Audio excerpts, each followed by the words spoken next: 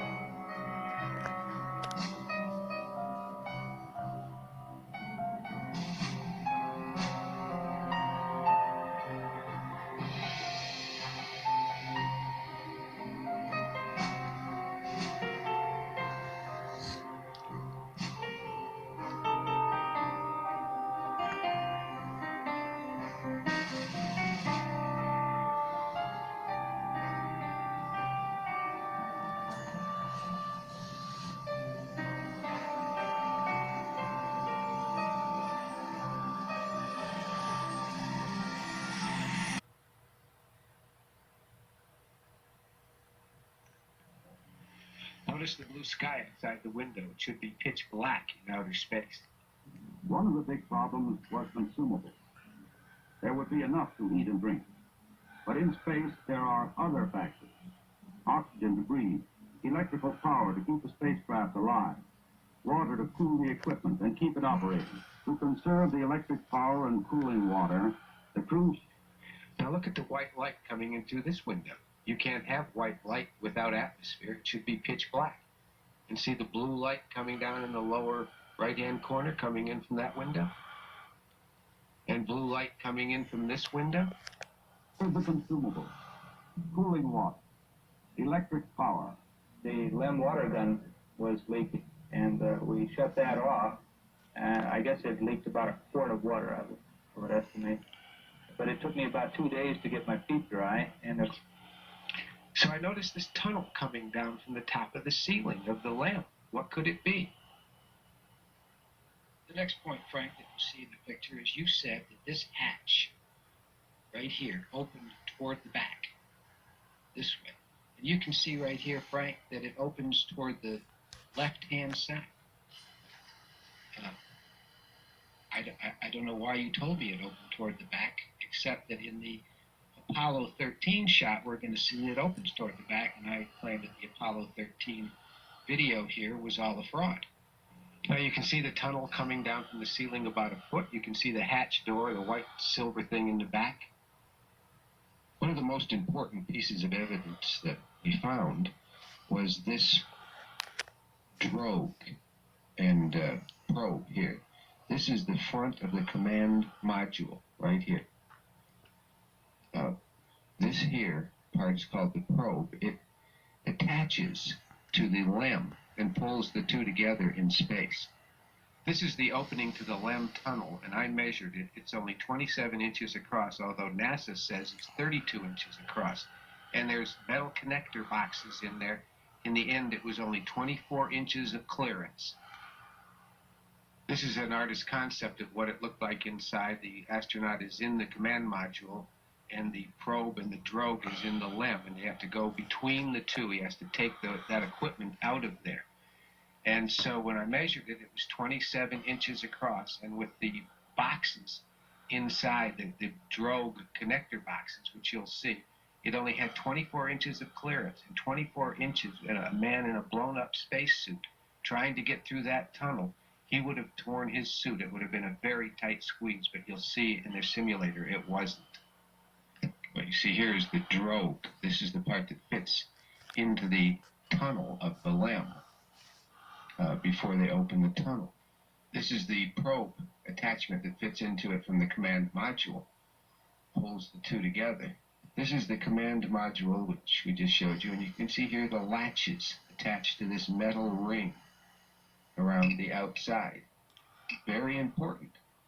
So in Washington, I videotaped it, and you can see a box inside there that connects the probe, and it looked like it was only about 27 inches wide.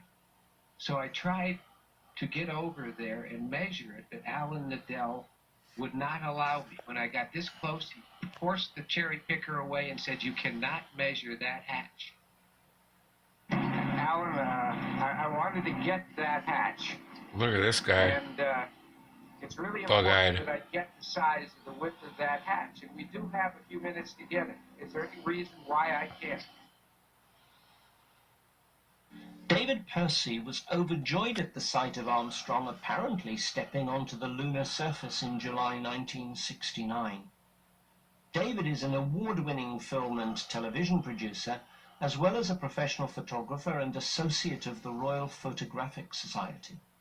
A representative of mankind may well have gone to the moon in 1969, but our research suggests that images of the Apollo landings are not a true and accurate record of such an event. In our view, the Apollo pictures were faked. Many were also encoded with deliberate mistakes. In the years following the Apollo missions, it became increasingly clear to us that there were also errors in the continuity between the live TV coverage and the still photographs. Many of the images are replete with inconsistencies and anomalies. These anomalies and errors may well have been deliberately introduced by whistleblowers. The view of co-author Mary Bennett and myself is that these whistleblowers were individuals deeply unhappy with the fraud they were perpetrating they in all likelihood created the errors in the anticipation that one day these mistakes would be discovered and exposed. Now, back in the Apollo days, in order to record the original broadcast material for posterity, it had to be filmed off TV screens during the live enactment of each Apollo mission. Now, following the recently completed transfer of all that film onto videotape, it's now been possible to study this film in its entirety, something, incidentally, that relatively few people have done. And furthermore, there's added irony in the fact that new evidence suggests that the original broadcast material wasn't live at all, but actually consisted of pre-recorded video programming. Our second example is from Apollo 11 on their way to the Moon, when the craft is allegedly 130,000 miles away from the Earth. This anomalous sequence was also found by a fellow TV producer and Apollo researcher, Bart Sabrell. We're all familiar with the way X-ray pictures are clipped up for examination against the light box. Well, what I'm about to show you is a sequence with a large colour transparency of the Earth clipped up against the window. If I put right behind it, you can see that more clearly. And when it's clipped up against the window, it becomes illuminated by the light of the sun behind it. Okay, Level, we have a picture. We see the Earth right in the center of the screen, over. The astronauts are assured that F22 is the correct exposure. Roger, Houston, Apollo 11. Calling in from about 130,000 miles out. And we'll zoom our camera in slowly. Here is what appears to be the Apollo 11 crew's view of the Earth across the blackness of space.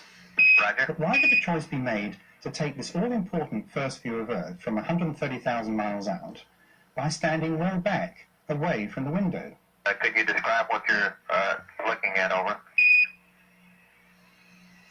Roger, you're seeing Earth as we see it, our left-hand window, just a little more than a half Earth. During the sequence, after the camera has zoomed in, surprisingly, something comes between the camera and the Earth, partly obscuring the view. Obviously, this could not happen if they were shooting directly out of the window. It would not then be possible for anything to get midway between the camera and the Earth. South America becomes invisible just off beyond the Terminator or inside the shadow. And now in this wider view, there's also an interior light in the shot. How can that possibly happen? Well, in fact, all that we've just been looking at was televised live from the craft. But the camera was not looking out through the window at all. Had they been filming the real Earth from a position back from the window, it would be difficult to keep the subject well framed, as you can see from this illustration. The Earth in the far distance would be cut off by the window in the foreground when any movement of the camera occurred. We've ringed the edge of the window white for clarity. Remember, it was handheld. And if they had been filming the real Earth when zoomed in, the edge of the window would not be sharp.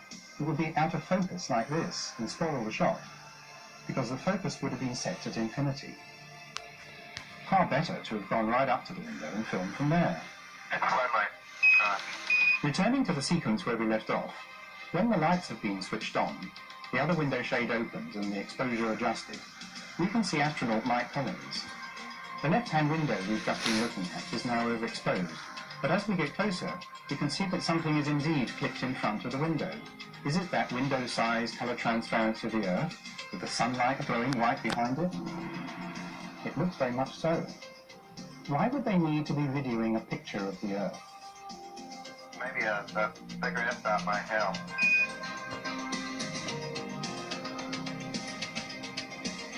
Continuing with the shot, we panned around past Armstrong, who is in the centre of frame, across to the right-hand side of the capsule. And here, would you believe, through the right-hand window is what appears to be the real Earth filling the view. From the Apollo 11 command module, the CSM, we're being shown two different views of Earth, but both cannot be correct. Given that the first version is purporting to be over halfway to the Moon, and on closer examination is seen to be a colour transparency, we have to conclude that this image is not a true representation of the CSM's position. However, the time recorder reads out a mission elapsed time of 34 hours and 16 minutes. 34 hours, 16 minutes, and 15 seconds. Right, you see that clearly enough, Charlie? Where could they be? Well, as the second view of Earth fills the craft's window, we must conclude that they're in the relative safety of low Earth orbit, and not on their way to the moon at all. That would then explain why they were videoing a picture of the distant Earth. It's worth noting that this star chart, which is obviously clipped to the window, is held there in the same manner as we suggest was the backlit transparency of the Earth we saw earlier. The president two star charts that he is using right now is sunshades over the right-hand window, window number 5. Roger, we see the sun shining in through it behind him, and Astronauts moving in slow motion is another hallmark of the Apollo TV footage. There is no evidence at all of any astronaut making a leap or a jump anywhere near a height commensurate with 1/6G possibilities. But if they were actually simulating EVAs on Earth, they would then need help with their bulky heavyweight suits and backpacks in order to achieve the visual effect of moving around easily in lunar gravity. So enter wire supports. This is a tried and tested way of relieving weight from performers, or even flying an actor. Of course, confirmation that wires were used is in the detail. Here in this Apollo 14 footage, you can see a ping, a momentary glint. And again, run slowly.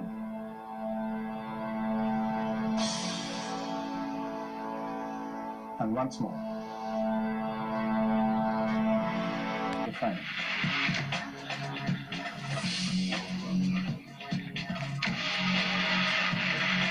In this footage from Apollo 16, we have telltale evidence of a slightly floating or dangling effect at the jump salute location.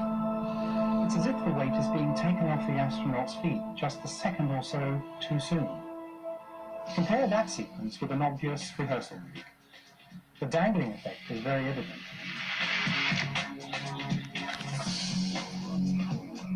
And here again, from the same mission, Apollo 16, we have an astronaut who is about to get up.